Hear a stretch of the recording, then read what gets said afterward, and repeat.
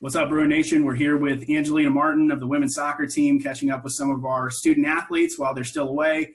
Looking forward to having everybody back on campus here in the coming weeks. But Angelina, thank you so much for taking the time with us here. Thank you for having me. You know, we talked about last year it was kind of a redemption season last year for the women's soccer team. Just talk to me a little bit about. I know we don't like to harp on the past too much, but particularly your freshman year coming in and the difficult loss that we suffered in the national championship game, and how that kind of served as a motivator more or less for our team last year. Right. Our team definitely does not like losing. We are a very determined team to do our best in every situation, and we definitely felt like we could have won. So that was extra motivation for the next season, my sophomore year. And we got a big recruit class after my freshman year, so going into my sophomore year. That played a big role in our success. But also, like, the seniors really stepped up. They did their jobs. They helped lead the team. And Coach Carmichael as well was very crucial in keeping us motivated, keeping our heads up from the loss, and being able to turn that into, I guess, yeah, like you say, a redemption. Yeah, absolutely. And obviously we captured another national championship for the women's soccer program, but as coach is notorious in doing, he has a tendency to schedule some pretty difficult opponents right off the bat. But as you guys progress through the most difficult part of your season, you seem to get more and more confidence. And that really showed in the region championship and us defeating Toccoa Falls, and then at nationals and winning convincingly in both games and what we did. But as you look back on last season, what would you say is some of the things that you're most proud of? One of the biggest thing I'm proud of is how our team grew together and be able to play together with each other.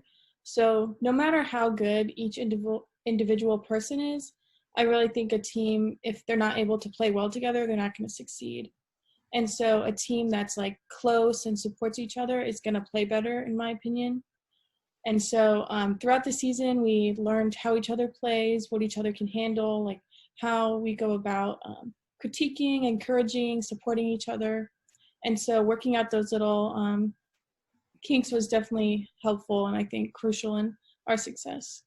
You guys typically will have a spring season in which you can come together and play a couple of exhibition matches and really get that off-season training where you can come together as a team. This last spring, as no news to anybody, was a worldwide pandemic, and so the semester was cut short. The spring season was cut short.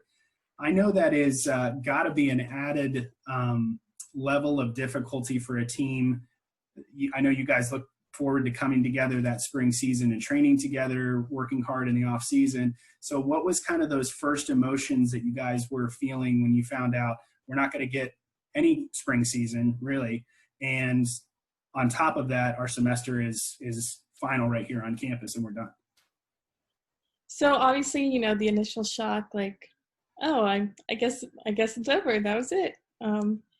But me and Caroline, the spring season was going to be our first semester being captain. And so we were super looking forward to being able to implement some new things that we wanted to try, and different types of unity building, stuff like that to get us ready for the fall. But obviously that was not able to happen. And so honestly, I think it's helped grow us because we've had to come up with new ways, new ideas. I know a lot of the teams started doing Zoom calls, stay in touch with each other. We did that a couple times. We went through James as a team, stay together. And while we weren't able, to do the normal spring workouts with each other, we still have this Volt program that keeps us all doing similar stuff. And so it kind of keeps us all together. So we all went our separate ways, like we would in the summer, just earlier. In March instead, yeah. You mentioned you and Caroline being the captains for the team this year. Just talk about some of the ways that you've had to overcome, because again, as you mentioned, you guys are used to breaking during the summer, so you have the ways that you are normally staying in contact with one another. But when you put the shortened semester where everybody is, all of a sudden trying to finish classes virtually and those kinds of things, on top of the fact that, a lot of times I know soccer isn't as limited, but there's limited places you can go to work out. There's limited places you can go to do the normal things that you would normally do. So I know there's probably a tendency to get frustrated or to get down and depressed. How have you as a captain been able to find ways to encourage your teammates? Right. Discouraging was definitely the right word. Carol and I were so looking forward to planning our own preseason, planning our own ways of doing things. We're super excited to do that. But it seemed like once we planned something, then it got changed or then it got canceled. And so we have a Facebook we all stay updated with each other on. And honestly, I feel like everyone's best friend is someone on the team. And so even if we're not together and in different states, you're still texting with each other, keeping in contact with at least someone on the team. Obviously, we're not all always talking with each other, but I know that no matter what, if I did need to talk to them, I'd have people who pray for me. Me and Caroline, we pray for our teammates. And so just having that, knowing that, I think keeps us all together a little bit. For you personally, I know this is as all of us have experienced this COVID crisis. What's the biggest thing that you feel like God has taught you through this whole ordeal and experience? Yes, so I've had a lot of time to think about my own personal growth with Christ, my own relationship, and what that means for me. And so no matter what, a political opinion you have or whatever stance you take on COVID, whatever, I'm ultimately going to want to do what's going to help and what's going to bring people to Christ. And so if wearing a mask means I'm potentially helping people or potentially protecting people, that's what I'm going to do, no matter if I'm a little bit uncomfortable for a while. And God really just taught me, and going through James with the team, and then in my own personal devotions, I was luckily able to buy some new devotional journals, and my brothers are both in seminary, so they have great resources for me to read. Just being able to genuinely empathize and sympathize with people has been a really big personal growth area of my life during COVID. Absolutely. Looking ahead to this season, I know it's going to be a season unlike any other that we've had in Bruins athletics, and still it's a very fluid situation. We have a certain amount of games, but every single day, there's conferences backing out, teams postponing to the spring, those kinds of things.